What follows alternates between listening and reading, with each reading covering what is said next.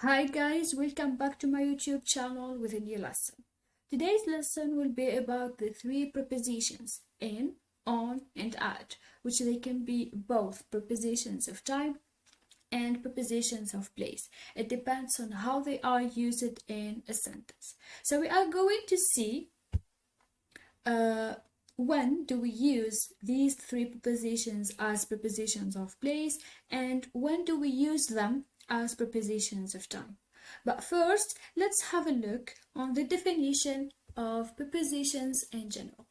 So prepositions are words that show the relationship between a word in a sentence and the word that is the object of prepositions. We have many prepositions in English, and we are going to focus only on the three most common ones, which are in, on, and at. And as I said before, they are used to indicate both place or location and time. So let's start with when do we use these three prepositions to indicate time. Concerning in, it's used for the non-specific times like months and years, for example, in July or in the 1960s and so on. With part of the day, for example, I will be there in the afternoon, with seasons like in Ramadan, and in plus period of time, for instance, in the past. Concerning on, it's used with days like on Monday, with dates like on March the 4th, with specific days like on the wedding day, and with day plus part of the day, for example, on Sunday morning.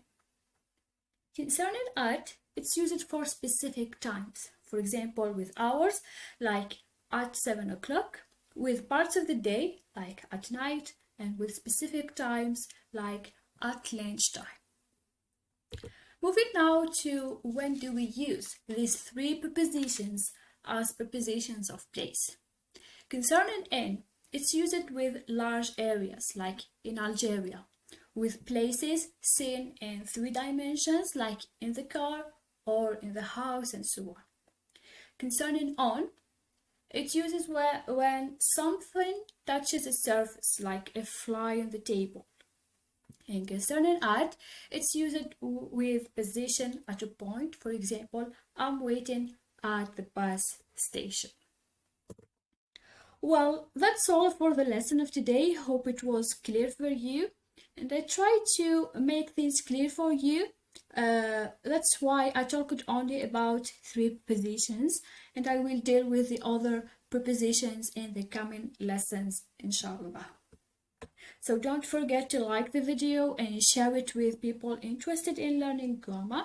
And also don't forget to subscribe to my YouTube channel and activate the bell notification to receive the other lessons. So see you next week, inshallah. Goodbye.